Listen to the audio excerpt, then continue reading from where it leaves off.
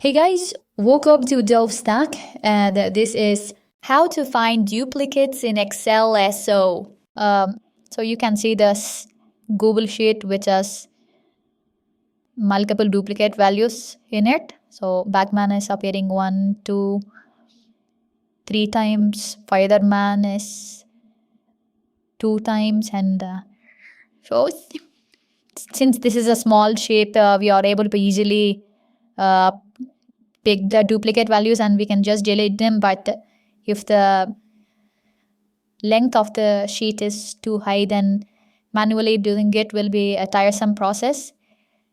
You can easily find the duplicate values with the simple formula and show you how to do that. First, you should select the column in which you want to find the duplicate values, then click on Format and choose the Conditional Formatting option. Then in the Apply to Range, you should select the range of columns, the range of row numbers you want to apply the formula. Then click on the OK button. Since we are just, it's till 19, this sheet has only 19 rows. I have chosen the Apply to Range as C1 to C19. Then click on this drop down and choose the Custom Formulas option.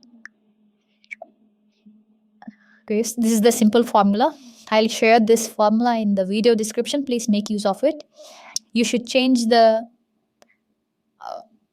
column names correctly. So if it is A, then you should make this, all this C is changed to A. So that's it. Let's click on the done button. Once I click on done button and a new one before that, you can see all the duplicate values getting highlighted.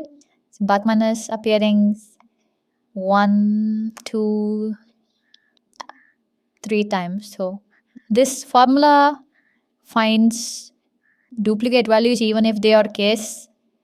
When this is all caps, this is all small, this is a mixture of caps and small letters. Even though it's of FM casing, the formula works fine and finds all the duplicate values. Similarly, you can see what is appearing twice, one here and then one over here. Similarly for the other values.